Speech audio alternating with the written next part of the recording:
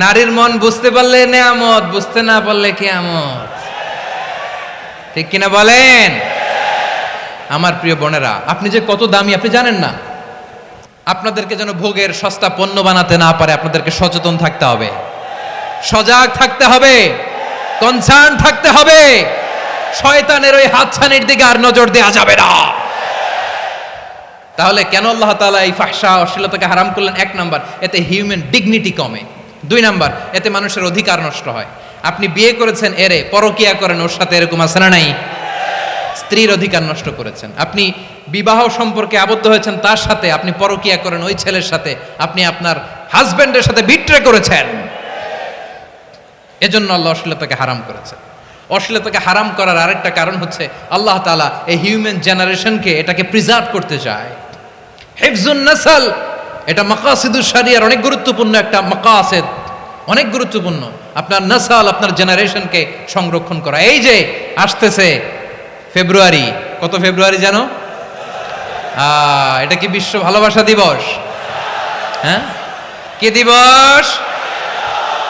এই বিশ্ব ভালোবাসা দিবসের সাথে মুসলমানদের কোনো সম্পর্ক নাই। আমার প্রিয় ভাইরা, এই যে আপনি অবৈধ সম্পর্কে জড়ালেন, কেন আল্লাহ অশ্লীলতাকে হারাম করেছে দেখেন। বলতেছিলাম যে এটা আপনার নাসল, আপনার জেনারেশন, আপনার লিনিয়েজ, আপনার বংশকে প্রিজার্ভ করা। কে কার বাবা, কে কার মা, বাবা মা জানা, প্রজন্মকে প্রিজার্ভ করা, এটা ইসলাম ওয়াজিব করে দিয়েছে।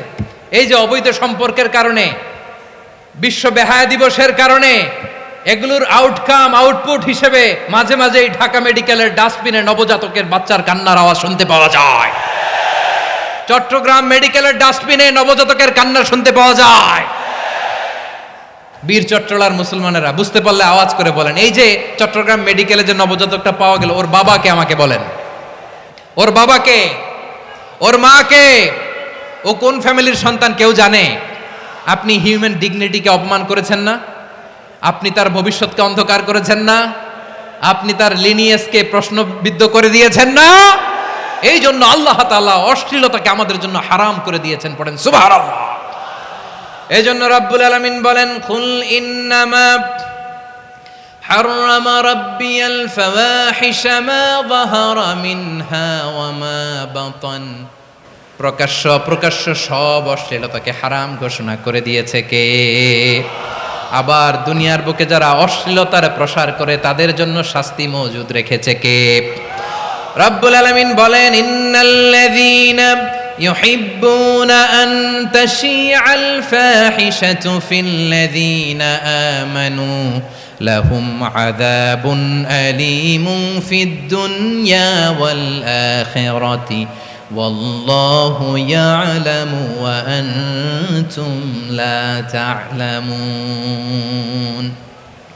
নিশ্চয়ই যারা বিশ্বাসীদের মাঝে অশ্লীলতার প্রচার প্রসার করতে চায় তাদের জন্য আমি মর্মন্তুদ শাস্তি প্রস্তুত করে রেখেছি, দুনিয়াতেও রেখেছি, আখিরাতেও রেখেছি। ঘোষণাটা কার?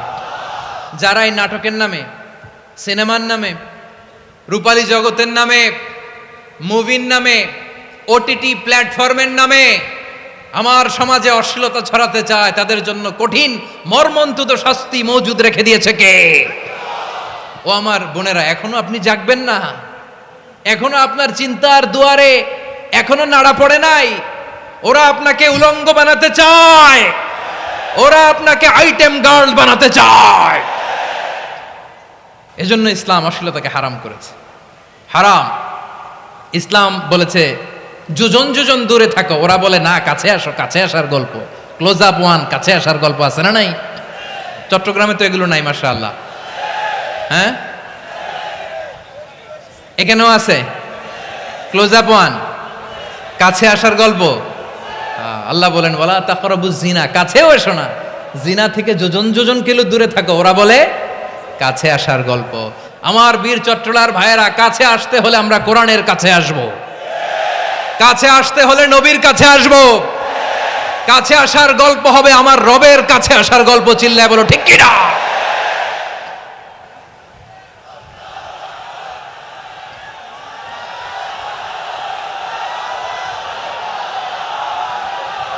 বসুন আমার ভাইয়েরা, তাহলে অশ্লীলতার সাথে আমাদের কোনো সম্পর্ক, সবাই বলতে পারেননি, আওয়াজ করে বলুন, অশ্লীলতার সাথে আমাদের কোনো সম্পর্ক।